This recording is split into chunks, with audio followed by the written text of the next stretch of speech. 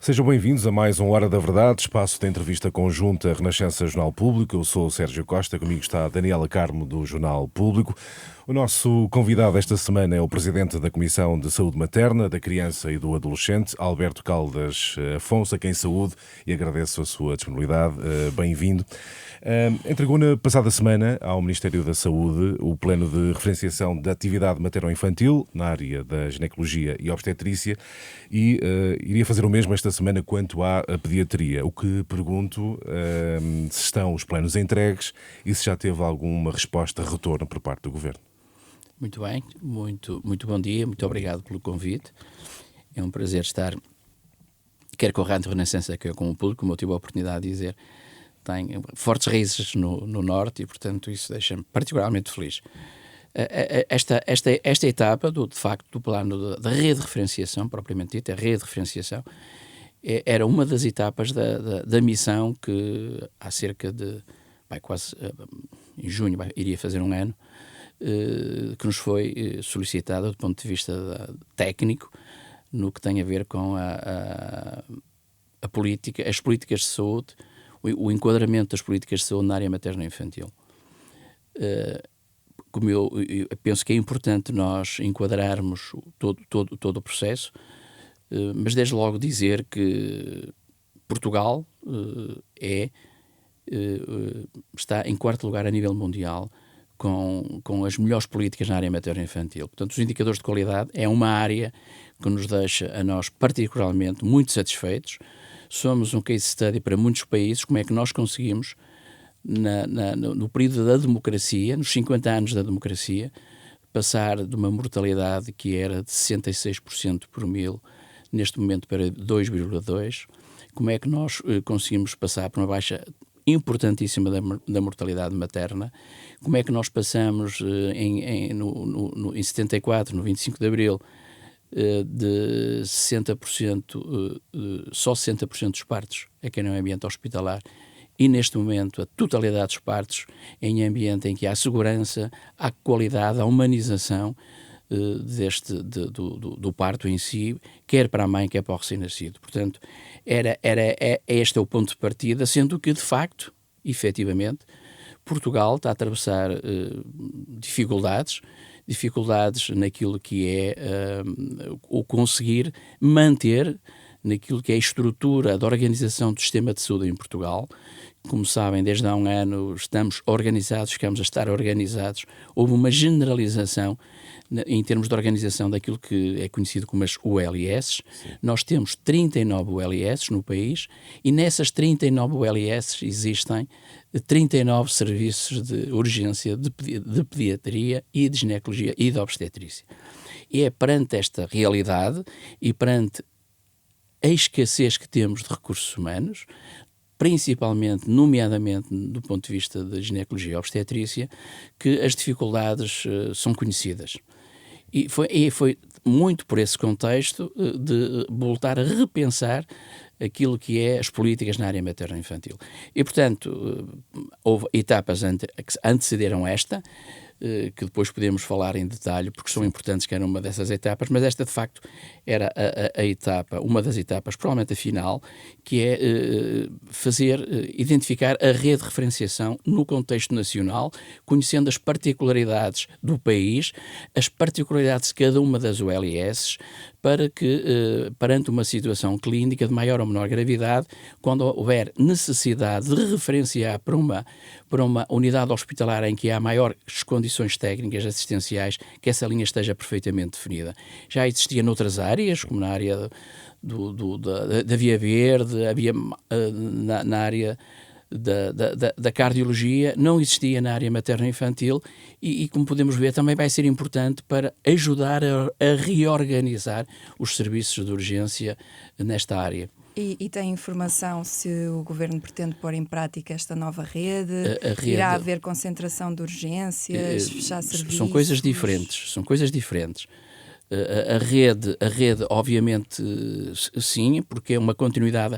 Aliás, resulta de um protocolo, e ainda bem, estabelecido com a Ordem dos Médicos, em que tem a colaboração da Ordem dos Médicos. Na Comissão está claramente a Ordem dos Médicos superiormente representada, através dos colégios, das sociedades científicas, e, portanto, esta era uma rede que ainda não existia, que é extremamente importante, e, portanto, foi entregue, como disse, a parte da mulher foi entregue.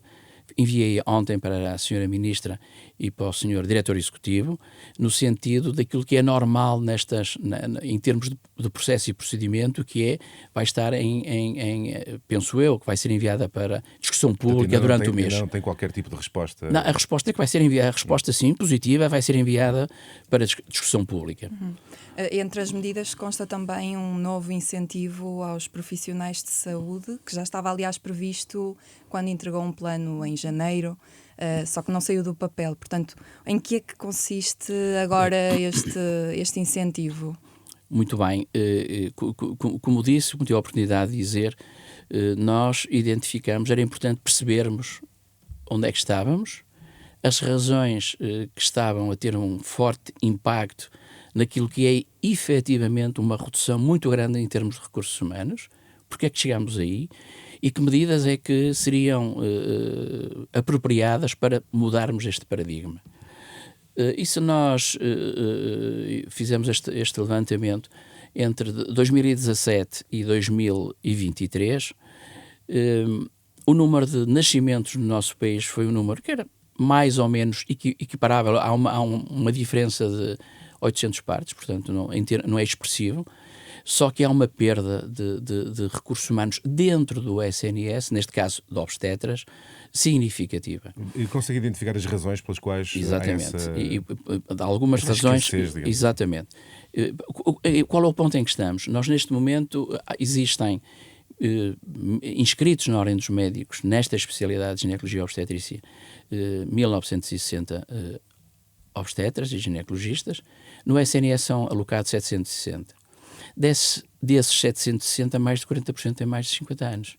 O que quer dizer que tem limitações, se assim o entendessem, para fazer urgência. E, portanto, é com esta redução do número de especialistas que nós temos, que o país tem que dar resposta a 39 serviços de urgência. E é por isso que temos tido todas as semanas e é por isso que nós temos imensas e que temos dificuldades que não podem, são objetivas, porque fazer um especialista nesta matéria demora 15 anos. E, portanto, nós já temos a Ordem dos Médicos, um esforço brutal, já maximizou ao máximo aquilo que seja possível em termos de formação. Mas demora 15 anos, ou seja, nós para repormos, estão a ver que o tempo que vai ser necessário para termos um pool para fazer face, se quisermos manter as 39 serviços de urgências abertos. E, portanto, o que é que correu mal até agora? O que é que levou, do nosso ponto de vista, a ter esta limitação importante em termos de recursos humanos? Basicamente, dois fatores. Nós temos, se nós não percebermos que a percepção da jornada de trabalho, a relação com o trabalho, a disponibilidade e o compromisso destas gerações mais novas é diferente da minha geração. E bem que ainda é. E, portanto, as pessoas só estão a trabalhar, seguramente como os senhores, tendo até mais que oportunidades de trabalho, onde se sintam felizes, onde se sintam que são reconhecidos, onde se sintam que vale a pena trabalhar, onde se sintam que aquilo que foi o esforço enorme para adquirir estas competências faz sentido exercê-las. E, portanto, isso começou a ser muito esquecido. E, portanto, nós temos que adaptar a dinâmica do trabalho, a gestão do trabalho, a esta realidade. Este é o primeiro... De que forma? De que forma? Vai ser um bocado depois, quando lhe for falado, dos modelos de incentivos. E já se vai perceber melhor. Portanto, a partir do momento em que há uma oferta fora do SNS mais atrativa, em termos de, desde logo, condições remuneratórias. Importa dizer que a classe médica e a classe da saúde, os médicos incluídos, os meus senhores enfermeiros, senhores auxiliares, os profissionais de saúde foram aqueles que mais sofreram nos últimos 30 anos de não reposição do seu vencimento. E durante muito tempo as pessoas parece que tinham vergonha de o dizer. Eu tenho no meu grupo, alargado, mais ou menos alargado de amigos, que como imagina não será muito grande, para serem amigos.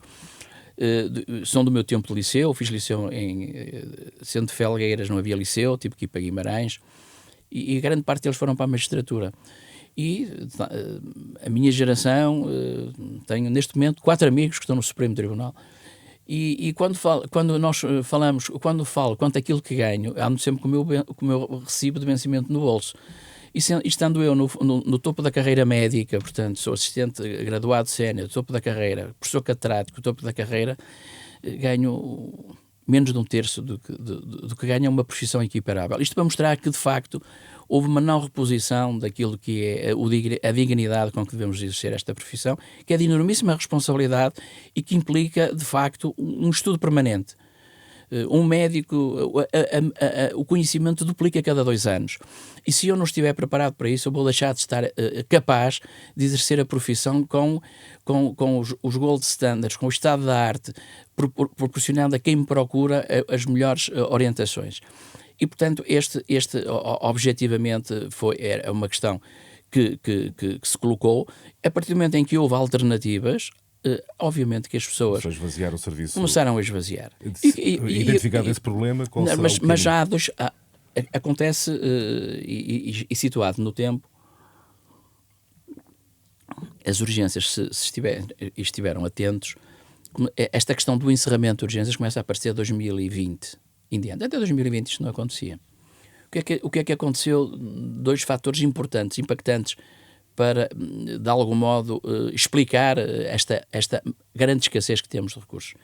Primeiro, se nós pegarmos naquilo que são, pegamos em 4 hospitais, que são no nosso sistema de saúde, 4, do meu ponto de vista, porta-aviões.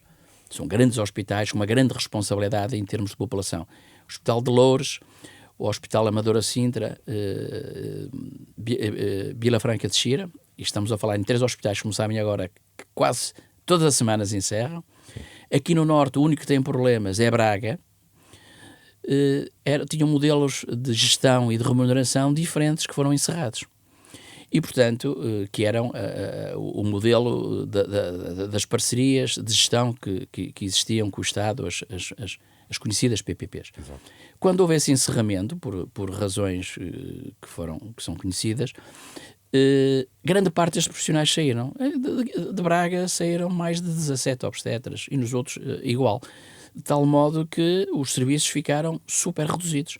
E, portanto, de repente perderam uma capacidade em termos de recursos humanos brutal, mas não perderam a responsabilidade assistencial e a missão que tinham.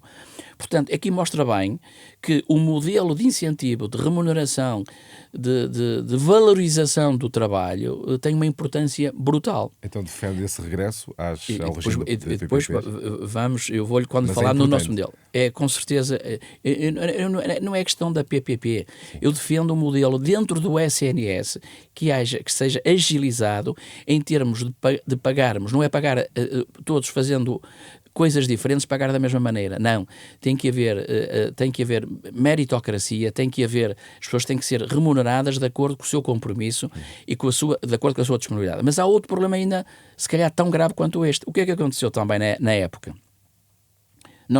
Eu tinha grande, e tenho, mostra também este modelo de agilização. No meu, e é maior, agora neste momento não é, porque com os encerramentos sucessivos na área de Lisboa e Alto Tejo, a MAC ultrapassou-nos, mas o que mina era a maior maturidade do país. E há uma série de pessoas que formamos, que preparamos em áreas específicas, que mandamos para o estrangeiro para desenvolver determinadas áreas, que eu depois não puedo ficar com elas. A burocracia, a dificuldade em contratar um profissional que eu preciso para aquela função é extremamente grande. Eu digo sempre isto, eu se fosse treinador de futebol e precisasse de um defesa esquerdo e o meu presidente me desse 2 defesas direitos, depois não podia pedir responsabilidades. E acho que as pessoas... Mas foram identificados vários problemas... E então, para chegar a esse, havia limitações enormes na contratação. E então, o que é que na época o que é que agilizou? Entrou a fazer os prestadores de serviço. E as pessoas rapidamente perceberam: eu estou melhor como prestador de serviço, eu não tenho nenhum compromisso com o hospital, eu trabalho quando quero, eu decido o valor que eu quero receber até ao fim do mês e percorro e ando em leilões de horas de Vila Real ao Algarve, e de repente os serviços de urgência deste país, mesmo dos hospitais centrais, está refém de um número muito significativo de prestadores de serviço. E estes prestadores de serviço, quando são os períodos menos cómodos, que é o Natal, que é a Páscoa, que são as férias, a sua compromisso, a sua responsabilidade é nenhuma. E, portanto, daí as dificuldades. Passou mais um ano e não houve decisões ainda sobre a obstetrícia na Margem Sul, a chamada Margem Sul, quando a ministra Ana Paula Martins já disse que está tudo estudado há cerca de um ano. Estamos a perder tempo neste domínio? E sim, quando estamos a falar na Margem Sul, imagino que está a falar da Península de Setúbal, o que é que chamada exatamente. Nós depois espero falar um pouco do modelo remuneratório, que é importante, que eu acho que é revolucionário e, portanto, acho que há algum tempo podem entenderem. O país tem as suas características e nós temos que perceber a realidade em Bragança, em Castelo Branco, que é da interioridade, é diferente da realidade e das dificuldades nomeadamente, por exemplo, no Algarve, e na Margem Sul é um caso específico, um caso de que neste momento está de uma enorme limitação. Nós temos três ULS, temos a ULS de Setúbal, temos o Barreiro e temos a maior unidade, que é o Garcia da Horta, que é a maior unidade. E o que é que temos? O que é que está a acontecer? Isto é factual. Todos os dias há uma ou duas estão encerradas, mas há muitos momentos que estão as 3 encerradas. E os fins de semana, agora prolongados, foram exemplo disso mesmo. Será difícil de perceber isto. Pior do que isto não há. E, portanto, os senhores, eu sei que isto é uma dialética complexa, nomeadamente que os autarcas querem ter tudo à porta de casa. Mas pior, eu acho que aquilo que devemos querer acima de tudo é as senhoras de Setúbal, as mulheres de Setúbal, a grávida de Setúbal, têm todo o direito a ter uma assistência com qualidade, com humanização, como qualquer outra parte do país. E há condições para que isso aconteça. Mas que soluções agora, temos que estar todos... perceber que é o máximo denominador comum, que é aquilo que interessa a todos, e o que interessa a todos é a melhor oferta para as populações, e deixarmos de ter posicionamentos muito paroquiais, que deste modo põe tudo em causa. Ou seja, não ter um serviço em cada concelho, é isso? Aqui nem é ter cada concelho, porque estamos a falar, aqui temos que maximizar ao máximo os recursos que temos e optimizá-los. Assim, eu tenho uma enorme dificuldade em perceber, porque este é um bom exemplo. No ano 2000, aqui no Porto, eu era o diretor da urgência de pediatria do Hospital de São João. Havia, sabe quantas urgências abertas nessa época aqui na área metropolitana do Porto? Havia São João, havia Santo António, havia Hospital de Maria Pia, havia Matosinhos, havia Gaia, 5 portas de entrada, 600 crianças que por dia visitavam e revisitavam estas 5 portas, e não havia pediatras para as 5.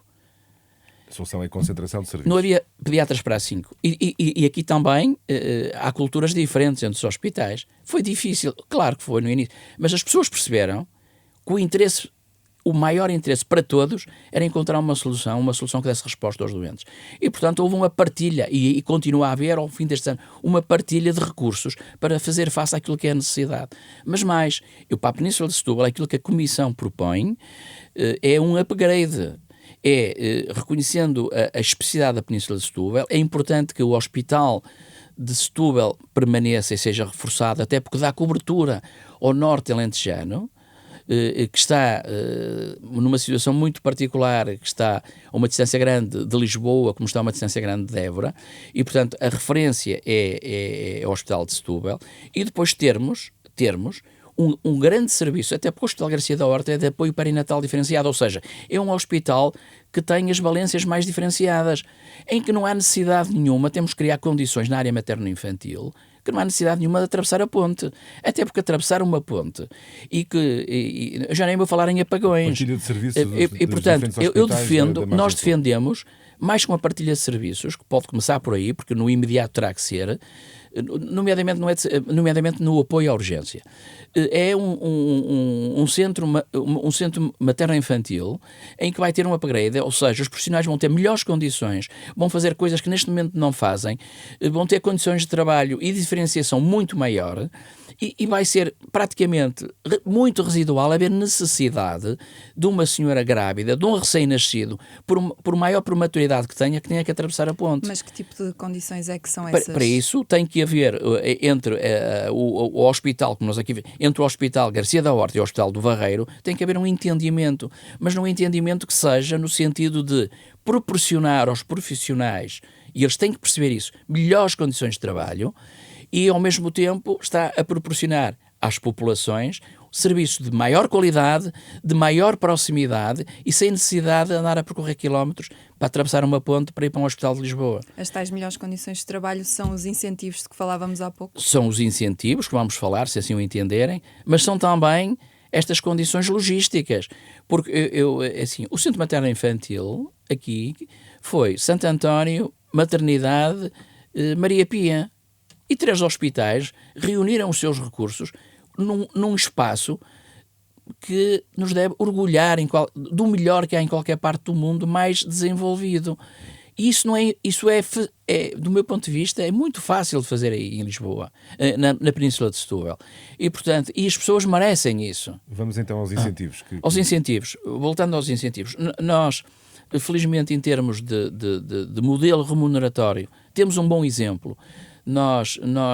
O país conseguiu fazer uma reforma estruturante do ponto de vista de criar condições de incentivos de procura nos cuidados de saúde primários. Como sabem, as OLS modelo B foi um modelo que neste momento já foi generalizado e é um modelo que cativa, é um modelo que aproxima, é um modelo que as pessoas se revêem nele, porque é um modelo que promove o trabalho em equipa, promove o compromisso e, de acordo com isso e de acordo com a disponibilidade de cada um, pode atingir valores remuneratórios que são super satisfatórios. O que é que nós propusemos? Qual foi a nossa proposta? Nós tínhamos na área hospitalar muitas limitações nesta matéria em termos legislativos. Tínhamos aquilo que era conhecidos pelos CRIs de primeira geração, que era o quê? Eram modelos remuneratórios. O primeiro muito conhecido foi da unidade de cirurgia torácica em Coimbra, do professor Manuel Antunes, foi provavelmente o primeiro CRI, mas era um CRI muito vaziado e todo o processo e toda a legislação praticamente exclusivamente na produção. Mas a produção não pode ser só isso. Tem que ser produção de qualidade, tem que haver autocampos para essa produção, mas tem que haver também compromisso. Tem que haver também disponibilidade, tem que haver também outras condições, nomeadamente de condições de atratividade de todos os meios para eu exercer a minha profissão. Tais como se equipamento, nesta área é muito importante, equipamentos, a facilidade que temos em promover formação, nomeadamente no estrangeiro, acesso à investigação, acesso a publicações. Portanto, porque a medicina é feita de atividade assistencial, mas ao mesmo tempo eu tenho que fazer formação, desde logo aos mais novos, para ter os próximos especialistas do amanhã e investigar, e quanto eu melhor investigar, melhor formar, melhor vai ser a minha assistência. Portanto, e respeitar a disponibilidade de cada um. Eu posso ter alguém que só tem disponibilidade da sua vida para 20 horas, mas essas 20 horas podem ser extremamente importantes. Eu dou aqui um bom exemplo na área da ginecologia e obstetrícia, porque o rigor que nós tínhamos de obrigar as pessoas, ou faz um horário de 35 horas ou 40, senão não fica aqui. As pessoas foram-se embora. Eu tenho áreas, nomeadamente da ecografia, e na ecografia do pré-natal, que é uma área super diferenciada, é uma área que neste momento no país só temos 300 especialistas a fazê-lo. 20 horas de um especialista destes, para mim, é ouro. Eu tenho que aproveitar e tenho que me enquadrar dentro daquilo que é este espírito de todos. E, portanto, é neste compromisso pela produção, mas pela produção, não só pela produção, mas a produção com qualidade. O compromisso que tem que haver, que a urgência nunca pode fechar. E, portanto, tem que ser um compromisso coletivo que envolva todos. E, portanto, isto permite majorar os vencimentos que vão ser altamente competitivos com aquilo que é feito no privado. Eu não tenho dúvidas nenhumas, isto passando a acontecer, que muitos destes colegas que estavam como tarefeiros vão se fixar no SNS. Muitos daqueles que saíram para os grandes grupos económicos, alguns vão regressar, mas seguramente que o desnatar, como está a acontecer até aqui, vai deixar de existir. E são soluções que não serão imediatas. Como é que antecipa o próximo verão? O próximo, como disse, efetivamente, há que ter aqui uma noção. Não é? Eu sei que a comunicação social gosta muito de números, de datas, então em saúde. Eu, quando vejo as pessoas a falar sobre isso, é como eu digo, na saúde todos é como treinador de futebol, todos dão palpites. É de palpites para cima e palpites para baixo. Infelizmente as coisas não são assim. Portanto, as medidas vão ter o seu curso de aprendizagem, de interiorização. Nós não falamos de uma medida que foi extremamente importante, que entretanto foi feita, que é do modelo de triagem. E podemos, se entenderem, ir aí. Porque era uma fase também, é uma pré-fase de tudo isto muitíssimo importante. Estas medidas demoram tempo, obviamente, e este modelo remuneratório, as pessoas têm que o interiorizar, têm que perceber a sua mais-valia e têm que aderir. Portanto, é um processo que seguramente tem que ter reflexos até ao fim do ano, porque nós estamos já em maio, e portanto, ou seja, até porque este processo, a proposta que foi feita, e penso que a informação que temos por parte do Ministério é de que ela foi muito bem acolhida. A direção executiva já analisou tecnicamente tudo que tem a ver com impactos, o impacto que nós também o detalhamos, o impacto financeiro, se tem enquadramento daquilo que já está aprovado em termos de orçamento de Estado e, portanto, aquilo que propusemos foi uma avaliação piloto em 6 unidades, aferir bem da robustez desta proposta, aferir bem o quanto cativou os profissionais, aferir bem que as urgências não vão fechar, para ele depois ser alargado ao país. Ou seja, nós, no verão, vamos continuar a ter dificuldades. Mas os principais sítios de dificuldades, é aí onde nós temos que ser muito incisivos e estamos a tempo de o minimizar, é necessariamente na Península de Setúbal e na outra área que me preocupa, que é o Oeste. Portanto, ainda há tempo de minimizar esses efeitos, esses problemas. Aquela lógica e aquela que falámos anteriormente, do espírito de colaboração, do espírito de partilha, do espírito de missão, seja percebido por todos. E aqui todos somos importantes. São os senhores da comunicação social, porque é muito importante passar uma informação credível às populações. São os senhores autarcas, os senhores políticos perceberem que é o melhor para as populações, e são os profissionais de saúde que perceberem que é o melhor para eles, e sendo o melhor para eles, também é o melhor para as populações. Uma outra proposta, além do SNS Grávida, que a sua comissão também tinha feito, e que aliás a Ordem dos Médicos também fez, que foi reduzir o número de médicos obstetra para abrir o bloco de partos, ou seja, em vez de termos 3 médicos, termos 2 médicos, e isso garantir que os blocos de partos continuavam abertos, desde que houvesse uma equipa de enfermagem completa. O que é que aconteceu com esta proposta? Porque ainda agora a Ordem dos Enfermeiros veio manifestar-se sobre isso e disse que era perfeitamente possível funcionar desde que a equipa de enfermagem estivesse completa e os 2 médicos estivessem presentes. O que fizemos, nós visitamos, eu conheço o sistema nesta área, todos os países da Europa A27 e fora da Europa A27. E, portanto, conheço aquilo que resultou bem, começa muito na Holanda e nos países nórdicos, mas depois na Alemanha, a França, a Inglaterra. E, portanto, este modelo do sistema de triagem é um modelo que está perfeitamente robusto.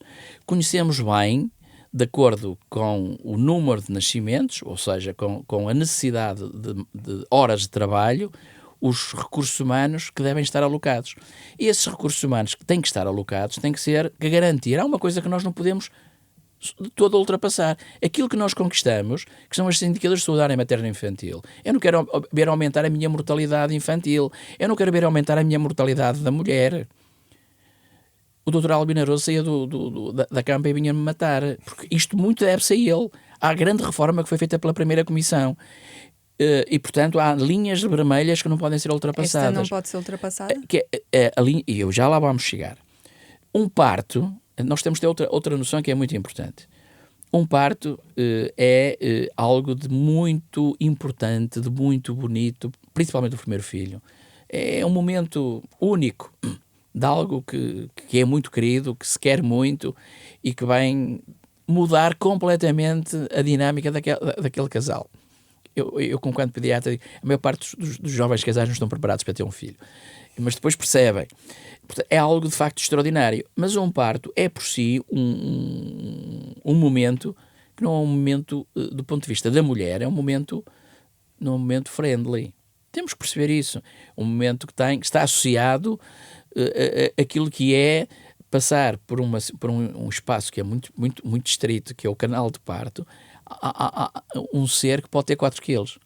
E que em questões de minutos, poucos minutos, tem que haver toda uma adaptação, uma dilatação desse espaço para permitir a saída. Ou seja, é algo que não pode não ser tão simpático como se possa imaginar. Mas pior do que isso, um parto que é previsto, tem tudo para ser um parto normal, em questões de segundo pode-se transformar num parto super complicado, em que há necessidade, em que começa-se a verificar sofrimento fetal, e nós não queremos ter as nossas crianças, nenhuma família seguramente quer ter um filho com paralisia cerebral, nós temos que garantir isso, e portanto temos que ir para métodos, para aquilo que é o parto instrumentado, ou, em última instância, a cesariana. E portanto, para isso tem que haver um mínimo de rácios, quer de enfermagem, quer médico, para fazer face a tudo isto. Dito isto, o que é que nós fizemos? Nós fizemos aquilo que é um plano de contingência, ou seja, eu vou-lhe dar um exemplo que vai perceber bem. O rácio de recursos humanos é feito de acordo com o histórico de nascimentos daquela unidade hospitalar. E esse rácio estava perfeitamente a cumprir com estes pressupostos que eu lhe disse, que é relativamente à segurança para a mulher e para o recém-nascido. E, portanto, mas o que é que acontecia? Eu vou-lhe dar o meu exemplo.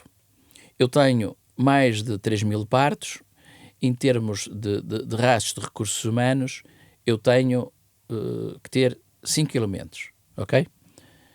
Eu até posso ter os 5 elementos, hoje, neste momento, mas eu neste momento tenho as minhas 7 unidades de bloco de partos ocupadas com senhoras em trabalho de parto.